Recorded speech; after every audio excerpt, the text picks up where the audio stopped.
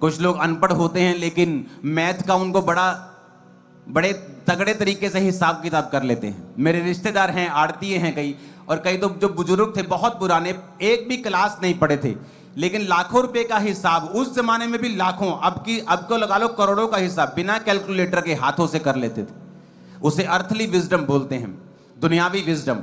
एक होती है इंटेलेक्चुअल विजडम, यानी पढ़ाई की विजडम, जो आप पढ़ाई करके हासिल करते हैं। एक होती है हेवनली, खुदा की ओर से स्पिरिचुअल विजडम।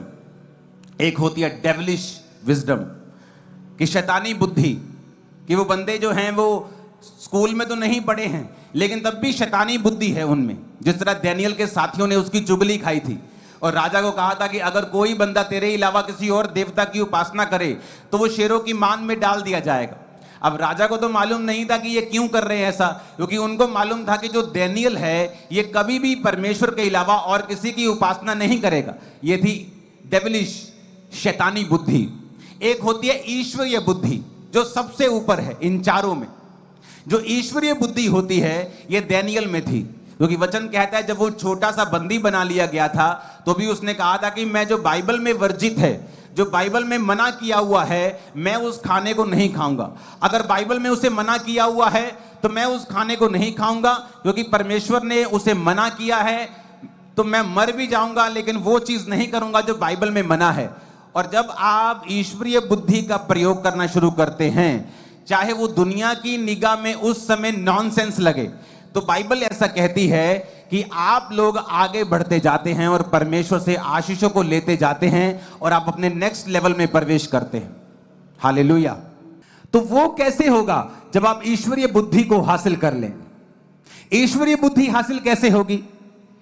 पहले तो ये बात समझ लो कि अगर आपके अंदर परमेश्वर की आत्मिक बुद्धि नहीं है, हो सकता है आप शारीरिक रूप से बड़े बुद्धिमान हो, अर्थली दुनियावी तौर पे बड़े बुद्धिमान हो, आपको पूरा घर चलाना आता है, मैनिपुलेट करना आता है, इधर की बात उधर बड़े समझदारी के साथ आप चल पाते हैं। इसका मतलब ये नहीं है कि आपके अंदर ईश्वर की बुद्धि है। आपके अंदर पढ़ाई की बुद्धि हो सकती है, इसका मतलब ये नहीं आपके अंदर ईश्वर की बुद्धि है। और कुछ तो शैतानी बुद्धि के होते हैं। लेकिन क्या आपके अंदर परमेश्वर की बुद्धि है? अगर नहीं है तो पांडा को देख लेना। जब परमेश्वर ने उसे डंब बनाया है, एक मूर्ख होने के कारण उसे कितना फालतू कामों में लगे रहना पड़ता है। 40 बार वो टॉयलेट जाता है और एक दिन में वो 500 मीटर से ज्यादा ट्रेवल नहीं करता। कितना होता है 500 मीटर? आधा किलोमीटर। कितना होता है आधा किलोमीटर? वो पीछे के बाथरूम से लेके चर्च की एंट्री तक आधे किलोमीटर से थोड़ा ज्यादा है। आधा, इतना ही। वहां से लेके पूरे दिन में वहां तक ट्रेवल करता है। लेकिन जो दूसरे भालू हैं वो कितने कितने किलोमीटर निकल जाते हैं। इतना कम ट्रेवल क्यों कर पाते हैं? क्योंकि एनर्जी कम है। जब एनर्जी कम है तो ज्यादा चल नहीं पाता, बच्चे नहीं पैदा कर पाता क्योंकि विजडम कम है। ये सारी चीजें एक ही कारण से हैं, बच्चे कम पैदा कर पाना, कम चल पाना, एनर्जी कम होना, फालतू चीजों में लगे रहना, बुद्धि की कमी की वजह से। कि अगर आपके पास आत्मिक बुद्धि की कमी है तो चारों दिशाओं में आपको बाउंड्री नजर आएगी, लिमिटेशंस। एक लेवल तक ही आप आगे बढ़ पाएंगे, उसके आगे आप नहीं जा पाएंगे। आज चर्च में कितने लोग बैठे हैं जो बिजनेस करते हैं। कोई ठेकेदार है, कोई हेड मिस्त्री है, कोई बड़ी सी कंपनी खोल के बैठा है, कोई प्रोड्यूसर भी है, कोई अलग अलग तरह के बिजनेस हैं। अपने बिजनेस में आप कितने वफादार हैं? क्या आप चोरी करते हैं? क्या आप दूसरे का नुकसान करते हैं? क्या आप दूसरों को ओवर बिलिंग करके देते हैं? कि आप दूसरे से झूठ बोलते हैं? ये चीजें हैं जो परमेश्वर आपकी देखता है कि आप में आत्मिक बुद्धि कितनी है और आपको कितना बढ़ाया जा सकता है। क्योंकि अगर आप क्रिश्चियन हर प्रभु के हाथों में हैं, वो आपके लाइफ के आसपास टेक केयर करता है कि आपको किस दिशा में वो कितना आगे लेके जाएगा। लोग शारीरिक बुद्धि से अमीर हो सकते हैं, मिलियंस ऑफ फॉलोअर्स पाके भी बाद में वो सुसाइड कर लेते हैं। क्यों? क्योंकि उनमें ईश्वरीय बुद्धि नहीं है। कैसे होती है हासिल ईश्वरीय बुद्धि? पहली बात, चाहे आप इस दुनियावी तौर पे मूर्ख हो, आप इंटेलेक्चुअल तौर पे ना पढ़े लिखे हो, तब भी आप बुद्धिमान हो सकते हैं। कैसे? जो बाइबल में वचन लिखा है उसे मानना शुरू कर दें।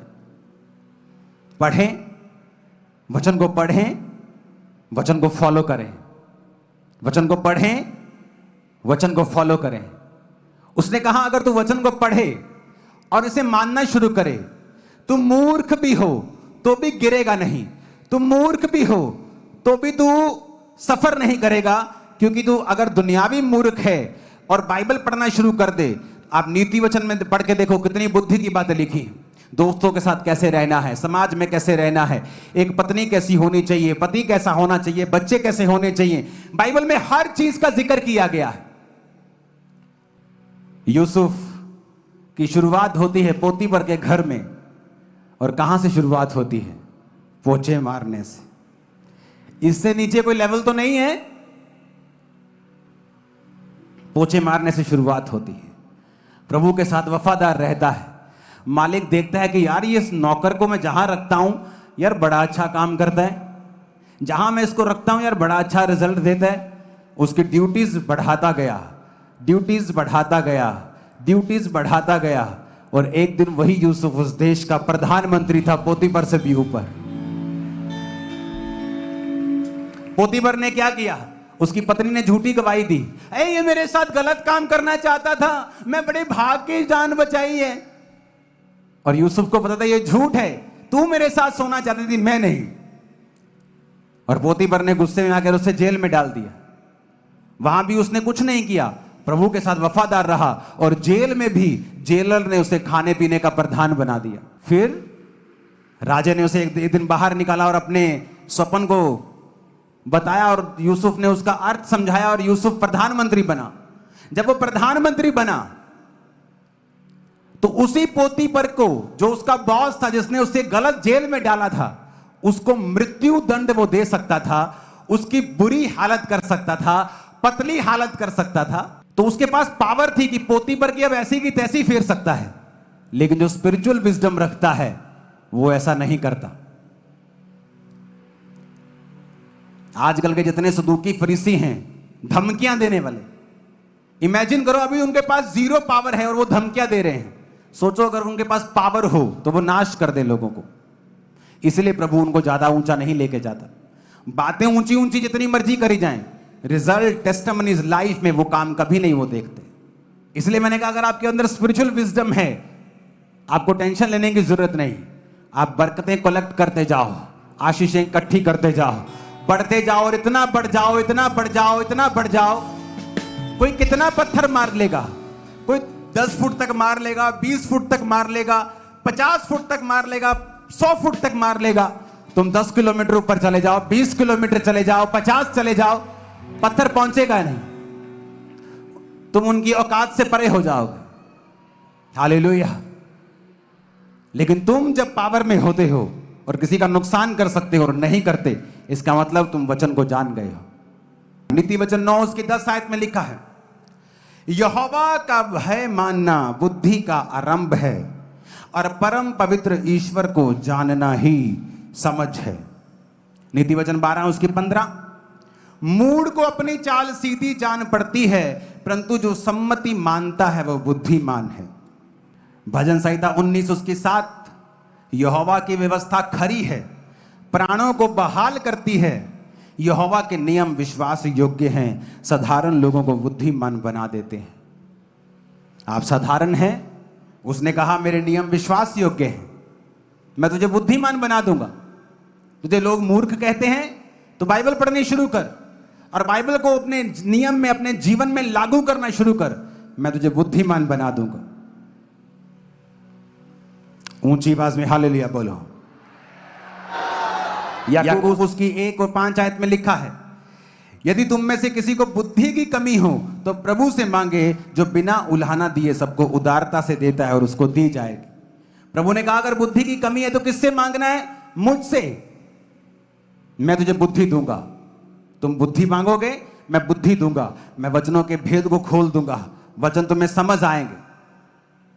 और जब तुम परमेश्वर की बुद्धि तुम्हारे अंदर आना शुरू कर देती है, सब तरफ से तुम बढ़ना शुरू कर दोगे।